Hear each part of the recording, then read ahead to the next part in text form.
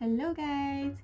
Today I'm going to talk about Korean politeness levels, which are 존댓말 and 반말.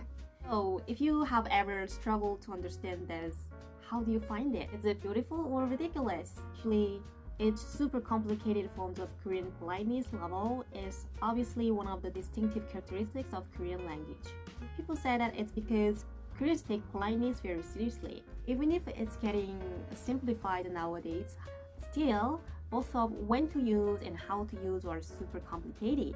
So please let me narrow down the subject for clarify and to whom and when to use 존댓말 or 반말. Let's get started. So 존댓말 and 반말, each of them carries a certain tone. In the case of 존댓말, it expresses more of respect for the other. On the other hand, 반말 expresses more of intimacy or close relationship with the other. 반말 and 존댓말, they definitely reflect the relationship between me and the other person. And there are some typical elements and factors to consider when thinking about the relationship. So, what are they?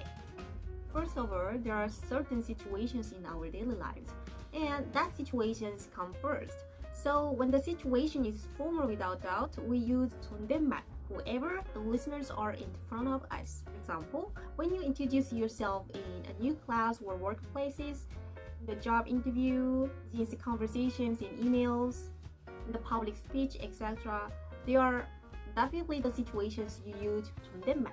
When the situation is formal, it's not that confusing what to use, right? But however, what if it is not? This is the right time to consider some elements or factors to the relationship. Those elements are like age and social status, or in this aspect, it could be intimacy and close relationship. We use 존댓말 for those older and higher in length than us.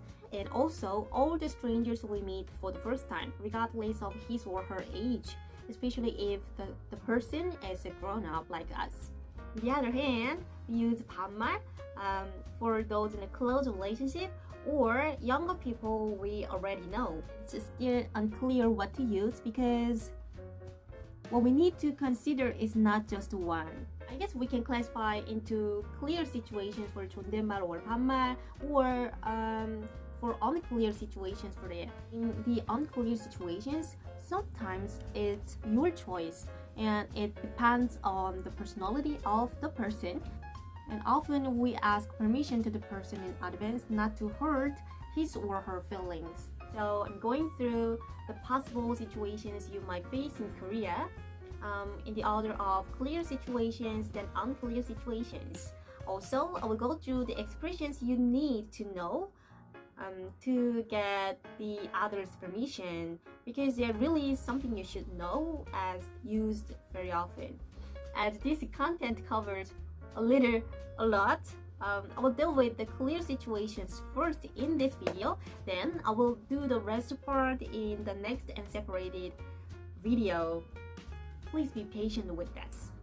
So here are the clear situations. From the logic of age and social status, use 존댓말 to the elders in your neighborhood, and if you are a student, for those of higher grades, and if you are a worker, for those with longer experiences there.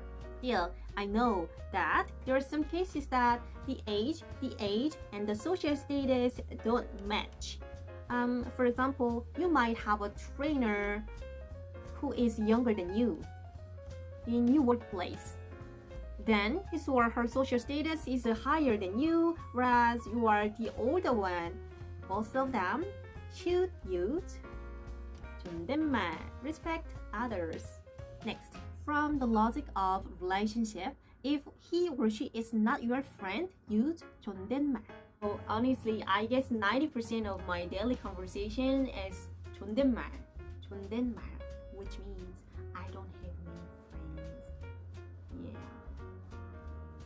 Here go the 존댓말 situations.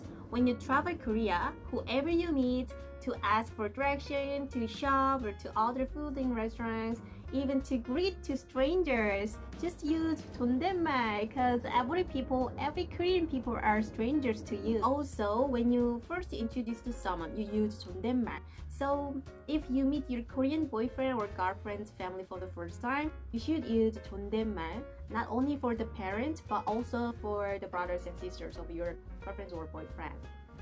And in case of younger brothers and sisters, I might use 존댓말 if they are grown-ups. Honestly, it could depend on the personality of the speaker. It's kind of choiceable. And in the beginning of blind date, of course, be polite. And when you meet your friends, when you meet new people in classes and workplaces, of course. And on SNS application situations, when you write on unspecified various people by posting or sending a message for the first time, when leaving a comment, use 존댓말. I know that there are some people use 반말 straight away, especially because it's an internet environment, but they are not okay.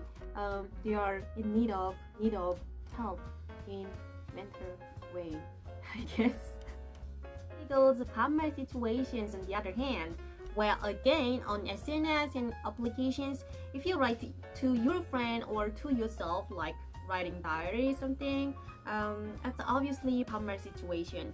And very often to kids, whoever the child is. And also, my baby girl used 반말 to my cat, which is in the middle-aged lady.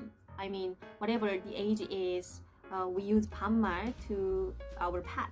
So that's it for today, and I will be back in the next video with unclear situations, which will be definitely more interesting.